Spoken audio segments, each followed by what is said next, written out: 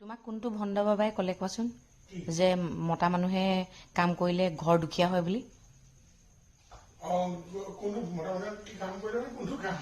তুমি যে সেই ব্লেংকেটখন কেইটামান জাপিলাৰ কাৰণে যে তুমি যে মোক কৈছা যে হা কালি পালা সেইটো চাগে মস্ত এটা সি এলেহুৱা সি সেইকাৰণে সেইবোৰ ঘৰত কাজিয়া সৃষ্টি কৰিবৰ কাৰণে এনেকুৱা ভিডিঅ' কৰিছে আৰু তুমিতো সেইটো পাই পিনে আৰু ভাল পাইছা।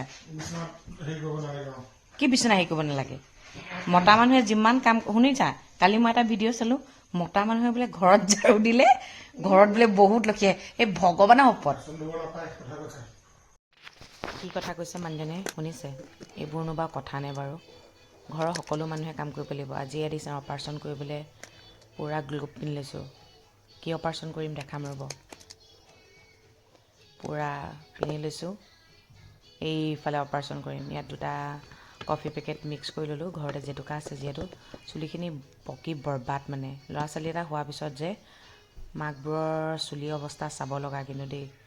মই কিন্তু এবাৰ লগৰ এজনী হাঁহিছিলোঁ চুলিখিনি দেখি, সঁচাকৈ মোৰো আজি এই দশাই হৈ গৈছে। ঘৰ এখন উন্নতি হ'বলৈ হ'লে নহয় মতা মাইকী কাম বিচাৰ থাকিব নালাগিব। সকলোৱে সকলো কাম কৰিব লাগিব। অকল মাইকী মানুহে যে ঘৰৰ কাম কৰিব লাগিব তাতো কোনো কথা নাই ন। মাইকীজনী গা বেয়া হ'লে মতাটোও কৰিব লাগিব, আৰু মতাটোৱে যদি অকল বাহিৰৰ কামখিনিয়ে কৰিব, মাইকীজনীয়ে ভিতৰৰ কামবোৰে কৰিব, সেনেকৈ হ'লে ঘৰখনটো নচলিব। মতাটো কেতিয়াবা গা বেয়া হ'ব পাৰে, মাইকীজনীও গা বেয়া হ'ব পাৰে। যিবোৰ মানুহৰ ঘৰত ধৰক ছোৱালী নাই, তাহাঁতৰ ঘৰত কি ল'ৰাবোৰে কাম নকৰে নেকি? যাৰ ৱাইফ ঢুকাই গৈছে তেওঁ কি নিজৰ ঘৰৰ কামবোৰ নকৰে নেকি? তেওঁ দুখীয়া হৈছে নেকি? সেইবোৰ কোৱা কথা গম পাইছেনে? আৰু কিছুমান মানুহে, মোৰ মানুহজনে মানে সেইটোকে অজুহাত লৈ লৈছে। কালি ৰাতি সেইটোকে লৈ কাজিয়া হৈছে। তাতে আকৌ মোৰ আজি ভিডিঅ' এটাত কৈছে তহঁতৰ দুটাৰ পিছত কাজিয়া লাগিলে কোন জিকে? আমি কোনো নিজিকোঁ। সেইটো কাৰণে আৰু কাজিয়া হয় জানেনে? কাজিয়া হ'ব লাগে, য'ত মৰম আছে তাত কাজিয়াও হ'ব লাগে। কাজিয়া কৰাৰ পিছত অভিমানটো হয় যে তেতিয়া আৰু বেছি ভাল লাগে ন। ভাল পোৱাই হওক, এৰেঞ্জ মেৰেজেই হওক, কাজিয়া হ'বই। জীৱনটো তেনেকৈয়ে কটাব লাগিব, কিন্তু বহুত বেছি কাজিয়া হ'লে মানে ভাল নালাগে। আৰু এয়া দুপৰীয়া সাজত ভেদাইলতা বনোৱা হৈছে। এইফালে আৰিয়াক ভাত দালি দিছোঁ, আৰু ভাততে ঘি অকণমান দিছোঁ দেই। তাৰপিছত দুপৰীয়া সাজৰ ভাত খাব লৈছোঁ। বোলো নাই সোনকালে খাই লওঁ, জেতুকাখিনি ধুই ল'লোঁ। 3টা পিছততো সূৰ্যগ্ৰহণ লাগিব, সেইটো কাৰণে ভাত চাত খাই মেলি পূৰা ৰেডি হৈ লৈছোঁ। সোনকালে খাইছোঁ, নহ'লে আৰিয়াকৰ লাহে লাহে খাই যে। ৰিংকুকো কৈছোঁ ভাত খাই ল'বি বুলি।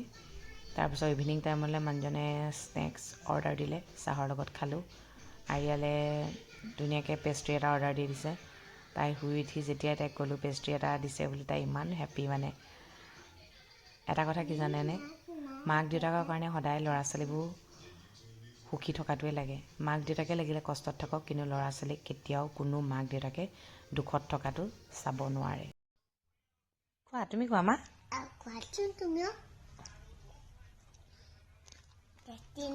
ৱাও, খোৱা দেই।